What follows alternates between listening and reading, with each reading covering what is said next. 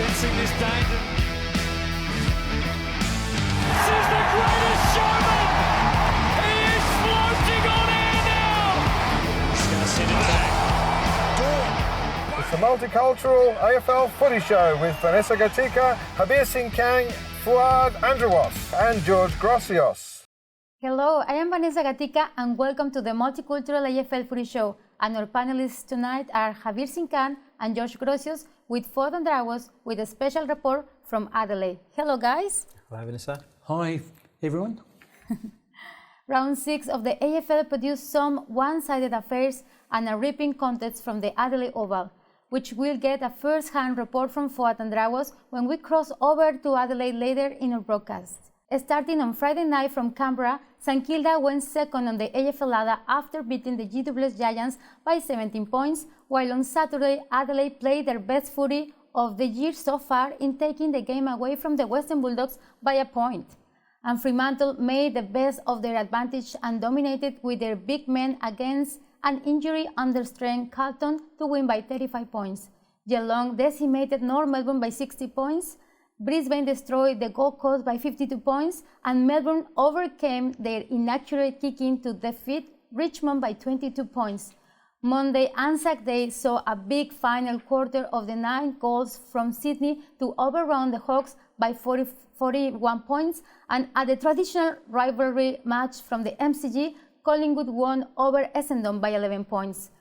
What are your round-up, George, about the games? Well, that first match, St Kilda against GWS Giants, it was a night for the Jacks. St Kilda have got a lot of players that have hit form this year, particularly over this last month. They're playing with a lot of confidence, and Jack Higgins kicking 4 goals, was able to swing the match St Kilda's way with 3 goals in the third quarter. And Toby Green, his return was not enough for GWS to win that match. So they are really struggling, GWS, with the Saints flying high. Terrific performance from Jack Steele, Jack Sinclair, Higgins, as I mentioned, with the 4 goals, and Jack Hayes, another of the Jack Brigade there at the Saints, unfortunately did an ACL. No, that's going to be a big loss. But I believe the way St Kilda is performing at the moment, especially at that game where they were under different conditions, and with Toby Green coming in, I had that impression that it will impact the whole team. But it didn't happen. Maybe he's not used to the umpires yet, Toby Green. I think that probably played up on his mind still. That's why he could have put up such a good performance. But nevertheless, I think St Kilda is doing fabulous at the moment. Although Rowan Marshall, I think he's under the injury cloud too. Not sure what happens with him. But I still believe the system that Rutten has come up with, I think St Kilda players are buying it and then doing very well. And Port Adelaide finally gets First a win of the season. Yeah, and against the depleted West Coast, but still, we were expecting probably more sort of contest between these two teams because they both haven't been performing well. But Port Adelaide, they seized on the opportunity and got a big margin as well. That's what surprised me the most. I'm really disappointed with the West Coast Eagles kicking only 1 goal during the first 3 quarters. They're just not functioning at all across all parts of the ground. Their forward line still contained the likes of Jack Darling, Josh Kennedy, Liam Ryan, and yet to manage only 1 goal in 3 quarters is very disappointing. Of course, last week they only kicked, well, they were 0 goals, 0 behind, so just not being able to perform at all, the West Coast Eagles, and they're in for a very long, hard season. Yep. Freo, they're flying high as well. A really good win against the Blues. The Blues were valiant, having lost Pitney very early on, and Harry Mackay going off with a leg injury as well. Came back but wasn't able to have an impact. But Fremantle, really good performance at home. Andrew Brayshaw is one of the guns of the competition at the moment. He doesn't get spoken a lot in the Melbourne media press, but he's certainly a very popular player out there in the West. And Sam Switkowski kicking 2 valuable goals was a real bull in the midfield for Freo. And of course, they're still missing Nat Fyfe, so some really good signs for Freo.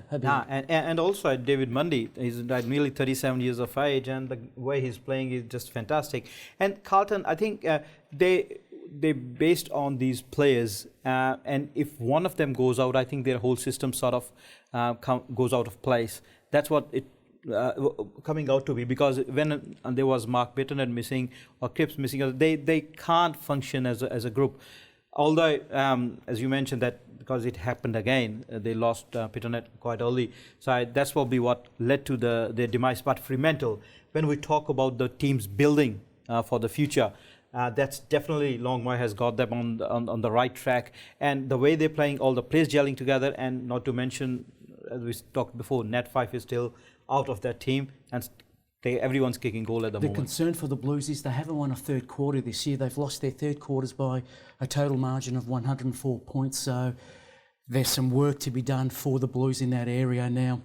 Over in Brisbane, the Queensland Derby, it was a case of big brother beating up on little brother. Brisbane Lions just too strong, too aggressive for a young Gold Coast side. So Zach Bailey playing the best game of his career, kicking 6 goals. So Brisbane Lions, options everywhere. Too good on the day, Harbir. Yeah, they're coming up with different heroes all the time. And that forward line, they were kicking so many goals and everything, and they still got Harry Kipwood, who's not in the team yet. So Brisbane Lions are going to have a very good stint at this year's Premiership, I suppose. The way they've had good stint from the last couple of years anyway, but even this year, like they're looking a very good team, and everyone, all the superstars, Neil or anyone you can mention, they are performing well. So it looks great. It looks great at the moment with what Brisbane is, but coming to that good stint, I don't know who can defeat Melbourne. Melbourne is just so good, and they've got the answer to every question that any team can put on. Yeah, well, they kicked 9 goals, 22 behinds. Wasteful kicking, bad kicking is bad football, but Melbourne still good enough to run out relatively comfortable winners. Richmond were competitive. They certainly weren't disgraced, but Melbourne could have had the game sewn up at half-time if they were able to kick straight. So Sam Wiedemann is chipping in. Petraka obviously playing very, very well. Clayton Oliver, again, best on ground. Probably in the lead for the Brownlow votes at the moment. So they are just so good, Melbourne, at the moment. I don't know who's going to stop them. Maybe the Hawks next week, but we'll get to that later in the show. Oh, wishful thinking. Thank you, guys. And we'll be back after the break with more reviews and that Adelaide win by a point over the Western Bulldogs.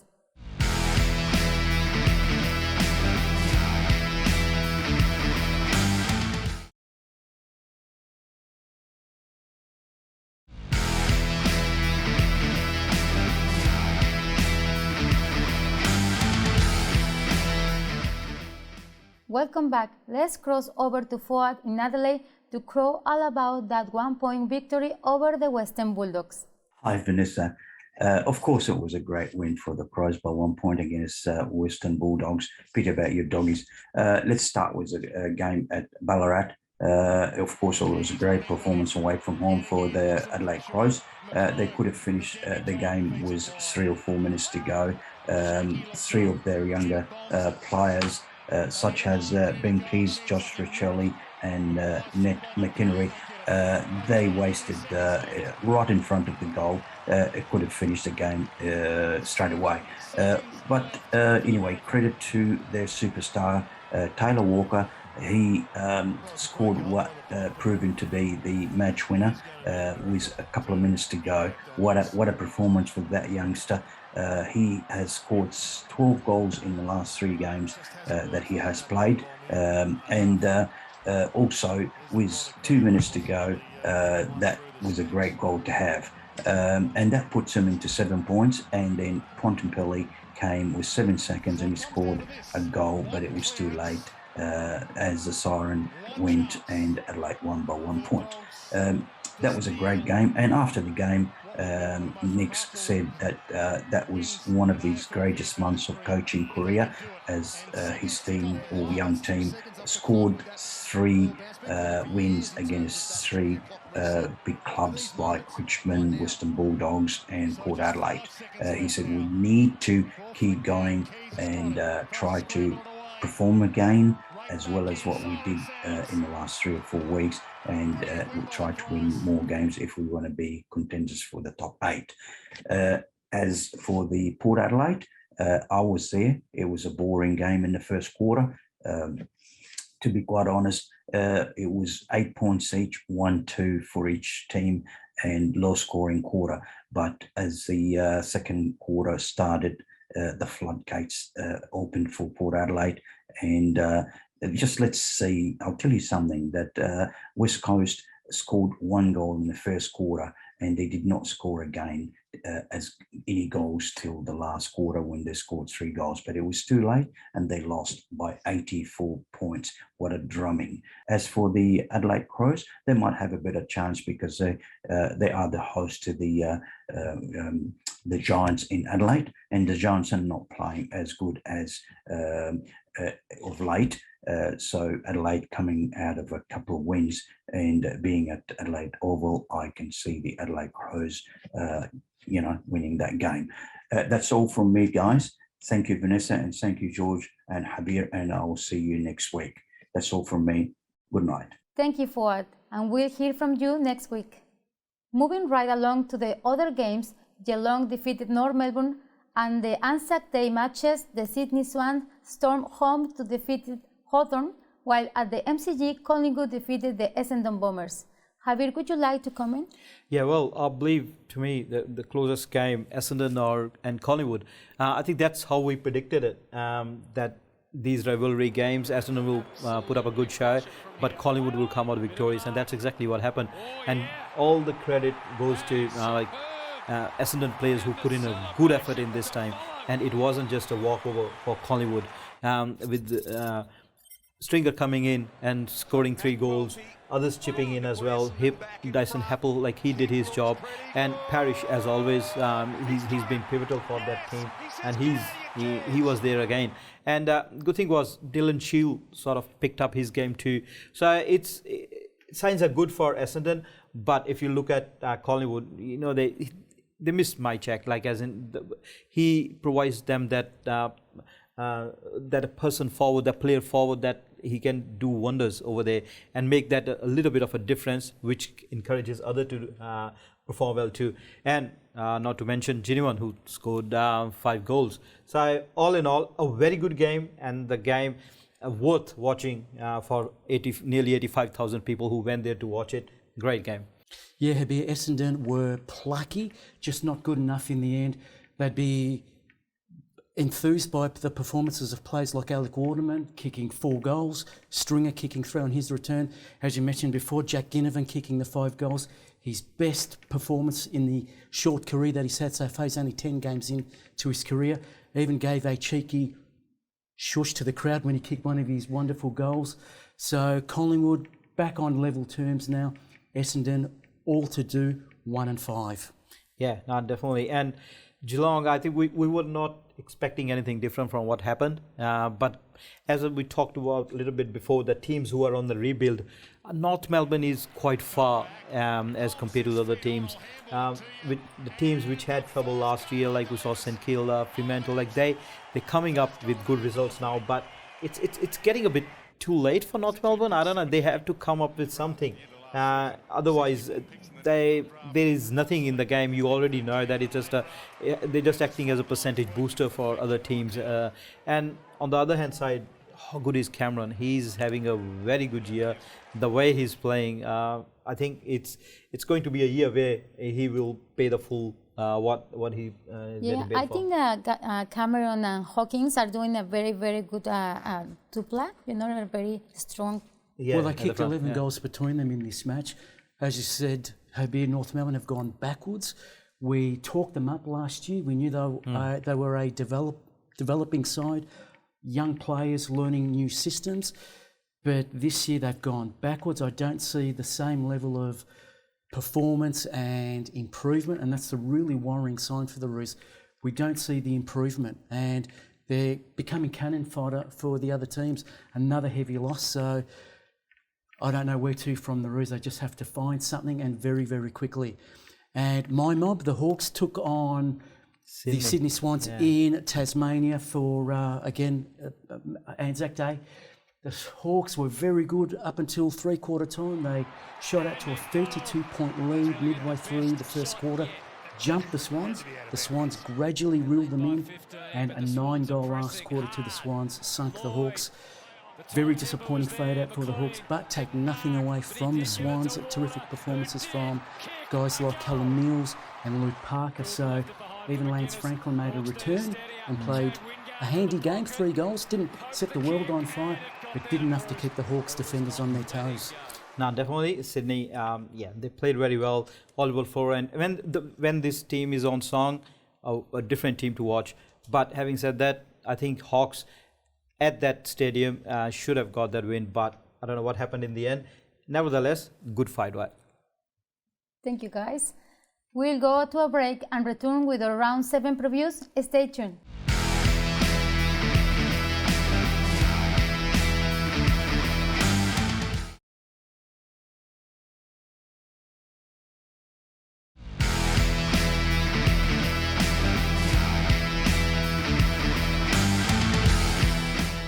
The West Coast Eagles host the Richmond Tigers from Perth on Friday night. On Saturday, Geelong at the Cattery play Fremantle, while Adelaide at home take on the GWS Giants. Melbourne at the MCG go head-on with Hawthorn, and Glamour side St Kilda take on resurgent Port Adelaide side in Cairns. Back at Marvel, Carlton play North Melbourne. Sunday, Collingwood challenge the Gold Coast at the MCG, and the Sydney Swans take on Brisbane Lions from the SCG. The Western Bulldogs take on Essendon from Marvel Stadium on Sunday, which, by the way, is the NEMBC's live match day broadcast in Hindi, which can be heard on the AFL live broadcast site. Harbir, you want to comment about your live call? Yes, Vanessa. And all you listeners out there, आप हिंदी में एसेंडन और bulldogs के match की commentary का सीधा प्रसारण सुन सकते हैं रविवार को 1 मई को 3:20 पे हिंदी में. Harbir, I'm looking forward to your call in Hindi. I might learn some new words, but the Bulldogs will be desperate for a win, as will Essendon. Of course, it's going to be a very tight match, and I'm predicting a 2-goal win to your doggies.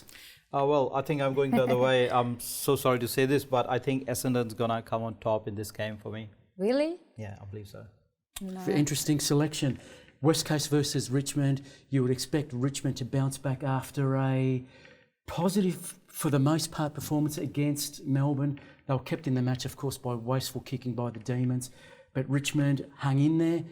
They might have Dusty Martin return, and they could easily just place him in the goal square. He will terrorise the defence. He doesn't need to do much other than lead, but I would expect Richmond to defeat a very, very ordinary West Coast Eagles. And I agree with you. I don't really see them coming up with something against Richmond, which are very hungry for the win at the moment, and they've been very close to the wins. They just haven't been able to get those wins. West Coast Eagles, unless some miracle happens and they find their mojo back, I believe Richmond are going to come on top. And as you mentioned, Dusty, I think that will sort of give them some sort of more impetus, like as in to win the game. So that'll be fantastic. And Geelong versus Fremantle, believe me, I think it's going to be a cracker of a game. I will go with Geelong just because of the fact that it's in Geelong and that's like a fortress for them. Otherwise, Fremantle is on the rise and we can expect a great game between these two. Yeah, this is almost the match of the round. A very confident Fremantle. They're in second place, taking on 6th place Geelong. So they're not going to be a pushover Fremantle, but this is a big test for them. They haven't been able to perform consistently well away from home, especially in Melbourne. And Adelaide, well, they're buoyed by their 1-point win against a disappointing Bulldogs last week, taking on the GWS Giants, who have been disappointing as well. Toby Green gets another game under his belt. He was a little bit rusty last week. They're relying on him to perform miracles, but at some point the rest of the players in that team have to pull their weight. Definitely. Adelaide with the big Texan, he's been in superb form. No, definitely. I don't think you can go against Adelaide at the moment. The way the Bulldogs are just lucky that there wasn't a goal difference of what they did to North Melbourne aside, because the number of behinds they kicked, they were there to take the game away from the Doggies, but they couldn't do it. That's just lucky for Bulldogs. And for me, Adelaide at in front of their home crowd, they'll be too good for GWS Giants. And Melbourne versus Hawthorn, well, good luck to your mob. But I don't think anything and anyone can stop Melbourne at this stage. Until that happens, only then we might be able to think about the other teams and say that we can tip for some other team against Melbourne. At the moment, it's easy picking Melbourne. Well, if Melbourne have their kicking boots on this week, unlike last week, Hawthorn are in big danger. Hawthorn totally overrun by the Sydney Swans in that last quarter. They'll need to hang in there and win their midfield battles, but Melbourne's midfield is supreme at the moment, so that's an area that Hawthorn must improve in. Saints taking on Port Adelaide. Port Adelaide buoyed by that first up win. Finally, they've won a game. The Saints travelling very well as well. I would expect St Kilda to be too strong on their home ground. Yeah, that's another team, St Kilda, where against most of the teams, you can't predict against them the way they are playing at the moment. They've got some injury clouds over them, which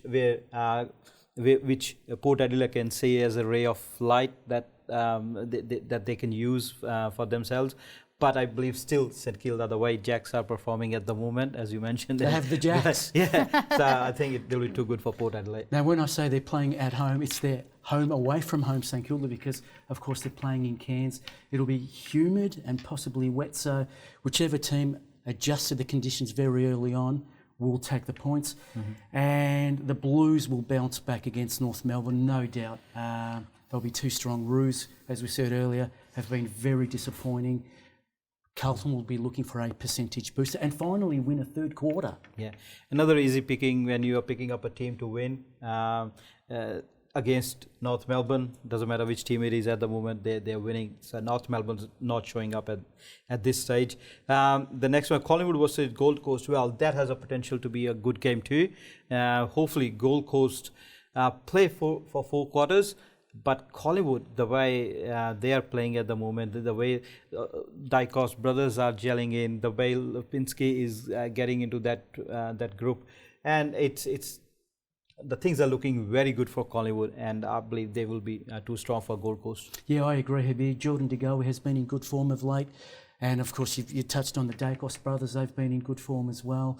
Jack Ginnivan kicking those 5 goals in the Anzac Clash. Who'll be looking to make his mark as well. Collingwood will be too strong. Gold Coast again have showed that they're competitive, but just haven't been able to win consistently on the road. And another huge clash for this round. Sydney taking on Brisbane. I'm going to tip Brisbane. Sydney struggled for 3 quarters against Hawthorn. Yes, they overran them in the last quarter, but Brisbane have a more even side. They don't rely on their gun plays. They've got enough depth across the board. So I would expect Brisbane to notch up a 3-goal win, Harbir. Yeah, now definitely I think they've got so many superstars, they will find a way to win against Sydney. So for me, it's Brisbane. Thank you, guys. Well, this brings me to my tip selections, and this week I'm going to tip Richmond, Geelong, Adelaide, Melbourne, Port Adelaide, Carlton, Collingwood, of course, Western Bulldogs, and Sydney Swans. Well, that's all we have for this week. You can also watch us in Adelaide on Channel 44 Friday at 6:30 p.m, on Aurora Foxtel TV at 1 p.m. Saturday, and on the NEMBC AFL YouTube. You are listening to this podcast on the Community Radio Network, and the AFL Diversity News in 8 languages can be heard on select national multicultural radio stations. And don't forget to listen to the Hindi AFL Match Day broadcast live from the AFL app on Sunday. I am Venessa Gatica, and from our panelists Harbir and George, good night, and we shall see you next week.